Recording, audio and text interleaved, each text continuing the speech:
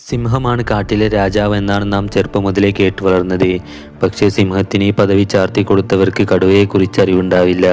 ഒരുമിച്ചൊരു കൂട്ടമായി താമസിച്ച് ഇര തേടുന്ന സിംഹത്തെക്കാളും രാജാവിൻ്റെ പദവി ചേരുന്നത് ഒറ്റയ്ക്കൊരു പ്രദേശം മടക്കി വാഴുന്ന കടുവകൾക്ക് തന്നെ. ശക്തി കൊണ്ടും ബുദ്ധി കൊണ്ടും കടുവ സിംഹത്തേക്കാൾ ഒരു പടി മുന്നിൽ നിൽക്കും. പക്ഷേ ഇത് തെളിയിക്കാൻ ലോകത്തെവിടെയും ഒരു കാട്ടിലും കടുവയും സിംഹവും ഒരുമിച്ചില്ല. സിംഹങ്ങൾ പ്രധാനമായും ഉള്ളത് ആഫ്രിക്കൻ വൻകരയിലാണ്. അവിടെയാണെങ്കിൽ കടുവകൾ ഇല്ല താനും. കടുവകൾ ഏഷ്യൻ രാജ്യങ്ങളിൽ മാത്രമാണ് ഉള്ളത്. ഇനി ഇവ രണ്ടുമുള്ള ഒരേ രാജ്യം നമ്മുടെ ഇന്ത്യയാണ്.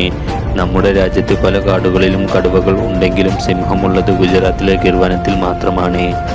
മാർജാര കുടുംബത്തിലെ ഇന്ന് ജീവിച്ചിരിക്കുന്നതിൽ ഏറ്റവും വലുതും ശക്തിയേറിയതുമായ അംഗമാണ് കടുവ. പൂർണ്ണ വളർച്ചയെത്തിയാണ് കടുവയ്ക്ക് 200 കിലോഗ്രാമെങ്കിലും ഭാരമുണ്ടാകും. 300 കിലോഗ്രാമിലധികം ഭാരമുള്ള കടുവകളും അപൂർവമല്ല. ഇന്ത്യയിൽ 1967 വെടിവെച്ച് കൊന്ന ഒരു കടുവയ്ക്ക് 390 കിലോഗ്രാം ഭാരമുണ്ടായിരുന്നു. 3 മീറ്ററാണ് ആൺകടുവകളുടെ ശരാശരി നീളം. പെൺകടുവകൾക്ക് 2.5 മീറ്ററായി കുറയും. 6.5 മീറ്ററോളം ഉയരത്തിൽ ചാടാനും 10 മീറ്ററോളം നീളത്തിൽ ചാടാനും കടുവകൾക്ക് കഴിവുണ്ട്. സ്വന്തം ഭാരത്തിൻ്റെ ഇരട്ടിയുള്ള ഇരകളെ കീഴടക്കാനും കടത്തി കൊണ്ടുപോകുവാനും കടുവകൾക്ക് വളരെ നിസ്സാരമായി സാധിക്കും. ശരീരത്തിൽ 1/3 ഭാരമുള്ള ഇരകളെയും കൊണ്ട് 2 മീറ്ററിലധികം ഉയരത്തിൽ ചാടാനും കടുവക്ക് കഴിവുണ്ട്. ഇവിടെ സിംഹമാണോ കടുവയാണോ രാജാവ്?